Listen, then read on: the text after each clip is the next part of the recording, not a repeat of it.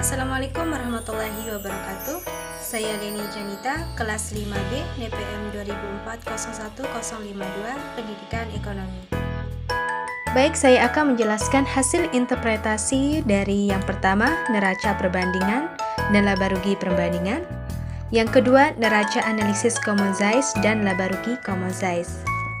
Di sana sudah ada data neraca perbandingan, di mana interpretasinya dari sisi neraca pada tahun 2006, aktiva perusahaan mengalami penurunan sebesar 9,13%.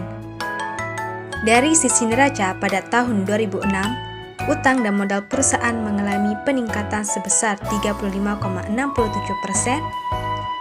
Hal itu bisa disebabkan karena perusahaan mendanai usahanya. Selanjutnya, data laba rugi perbandingan. Interpretasinya, dari sisi laba rugi, pada tahun 2006 pendapatan dan laba bersih juga mengalami peningkatan masing-masing sebesar 0,53% dan 78,08%. Hal itu menunjukkan bahwa perusahaan dapat memanfaatkan perluasan usaha yang telah dilakukan. Dari sisi neraca maupun dari sisi laba rugi, dengan kata lain, berbagai kepentingan yang diambil oleh perusahaan pada tahun 2006 untuk melakukan perluasan cukup tepat, karena perusahaan dapat memanfaatkannya untuk memperoleh laba. Namun demikian, karena perluasan tersebut didanai dengan menggunakan tambahan utang dan tambahan modal, maka di masa yang akan datang, perusahaan harus dapat lebih efektif dan efisien lagi operasionalnya. Hal itu disebabkan karena beban keuangan atau bunga yang harus ditanggung oleh perusahaan di masa yang akan datang juga semakin berat.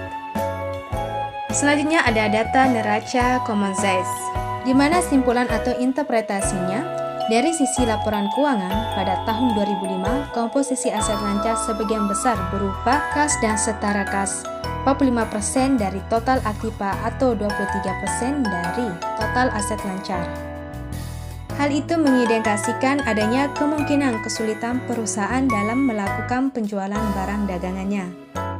Terakhir ada data laba rugi common size, di mana kesimpulan atau interpretasinya dari sisi laporan laba rugi secara absolut maupun relatif, perusahaan mengalami peningkatan laba dari tahun 2005 ke tahun 2006 sebesar 34.873.480.